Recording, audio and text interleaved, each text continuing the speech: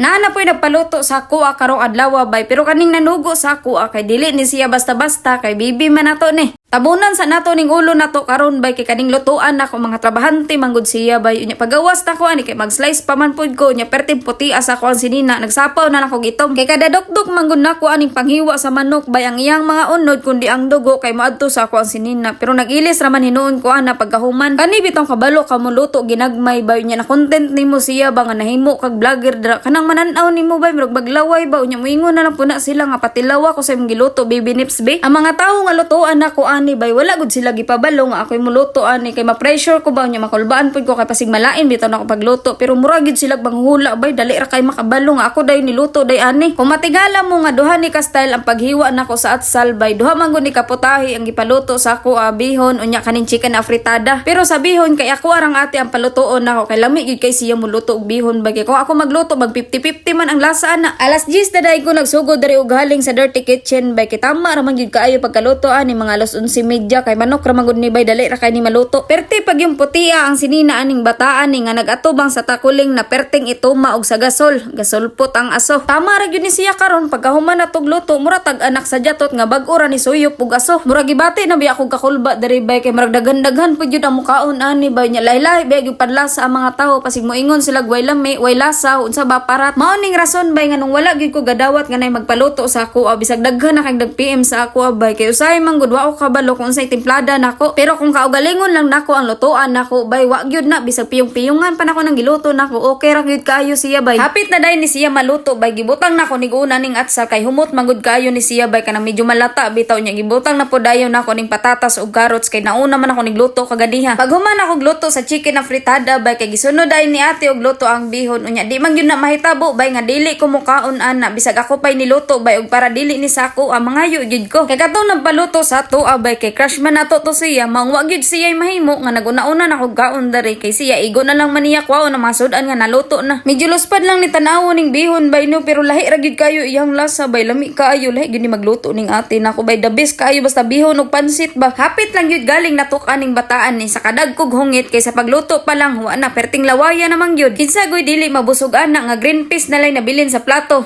Basta lami gyud siya bay.